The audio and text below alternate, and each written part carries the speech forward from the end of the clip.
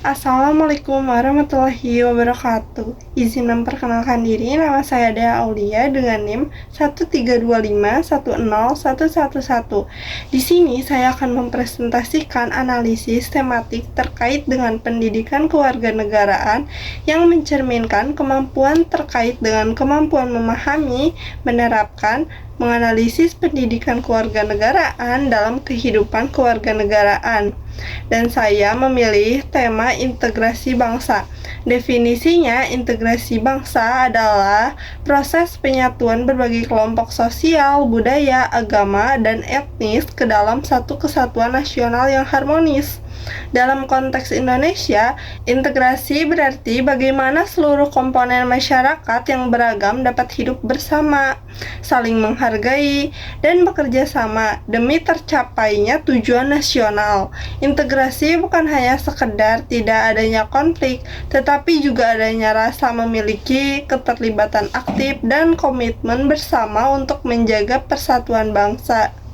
Konsep integrasi bangsa di Indonesia berakar pada Bhinneka Tunggal Ika yang berarti berbeda-beda tetapi tetap satu.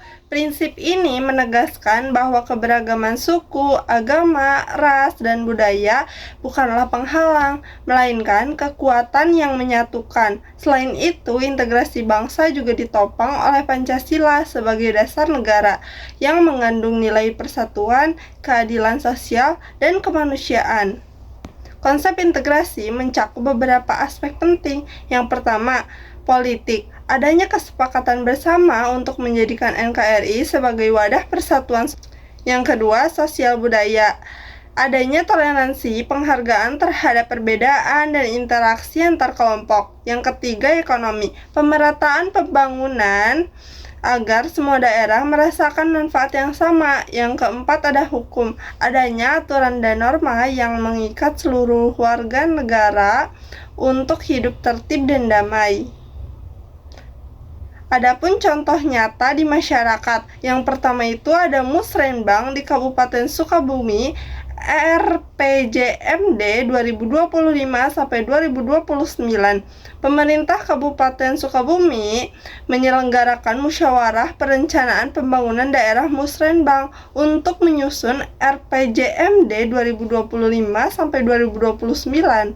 Bupati Asep Japar menekankan pentingnya pembangunan yang terarah, terintegrasi, terstruktur, dan akuntabel. Musrenbang melibatkan berbagai elemen masyarakat, mulai dari tokoh masyarakat, akademisi, hingga organisasi lokal. Hal ini menunjukkan komitmen pemerintah daerah untuk memastikan semua pihak merasakan memiliki kontribusi terhadap pembangunan.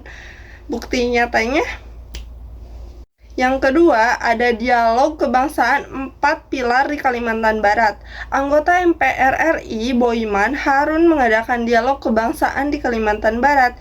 Ia menekankan pentingnya mengamalkan nilai 4 pilar kebangsaan Pancasila, kedua Undang-Undang Dasar 1945, yang ketiga NKRI, yang keempat Bhinneka Tunggal Ika. Sebagai cara mencegah disintegrasi bangsa, kegiatan ini menjadi contoh nyata bagaimana pemerintah berusaha memperkuat integrasi melalui pendidikan politik dan kebangsaan. Buktinya, selanjutnya ada permasalahan nyata. Yang pertama, konflik sosial dan ancaman SARA. Indonesia masih menghadapi konflik horizontal berbasis suku, agama, ras, dan antar golongan. Misalnya, bentrokan antar kelompok masyarakat di beberapa daerah yang dipicu oleh perbedaan keyakinan atau kepentingan politik. Konflik semacam ini berpotensi melemahkan integrasi nasional karena menimbulkan ketidakpercayaan antar kelompok. Buktinya, kedua, ketimpangan pembangunan antar daerah. Ketidakmerataan pembangunan antar pusat dan daerah menimbulkan rasa ketidakadilan. Daerah yang tertinggal merasa tidak mendapat perhatian yang sama, sehingga muncul potensi disintegrasi. Kasus Musrenbang di Sukabumi menunjukkan kesadaran pemerintah daerah untuk mengatasi masalah ini dengan pembangunan yang terintegrasi. Buktinya,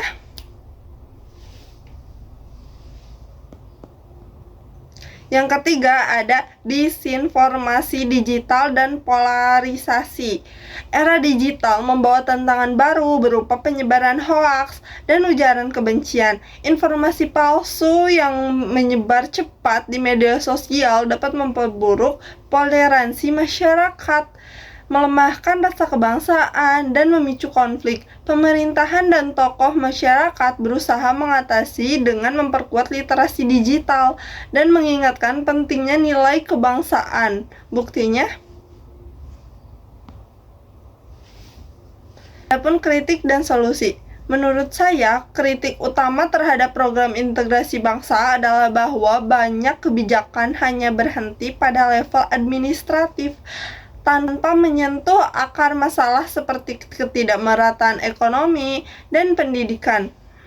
Solusinya menurut saya yang bisa dilakukan, yang pertama, pemerataan pembangunan melalui kebijakan fiskal yang adil agar semua daerah merasakan manfaat pembangunan. Yang kedua, pendidikan kewarganegaraan yang aplikatif, bukan hanya teori tetapi praktik nyata, toleransi dan dialog antar budaya di sekolah. Yang ketiga, penguatan literasi digital untuk melawan hoaks dan ujaran kebencian yang mencegah belah masyarakat. Yang terakhir, pemberdayaan masyarakat lokal agar merasa memiliki kontribusi nyata terhadap pembangunan nasional.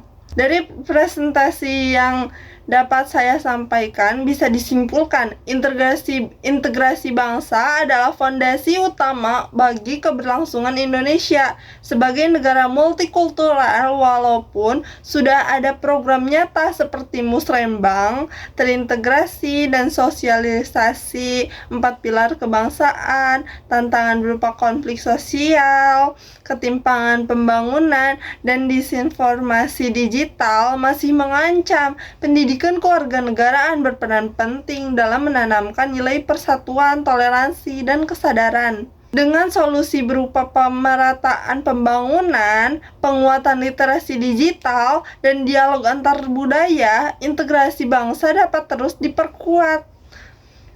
Sekian presentasi yang dapat saya sampaikan. Mohon maaf bila ada kekurangan. Wabillahi taufiq wal hidayah. Wassalamualaikum warahmatullahi wabarakatuh.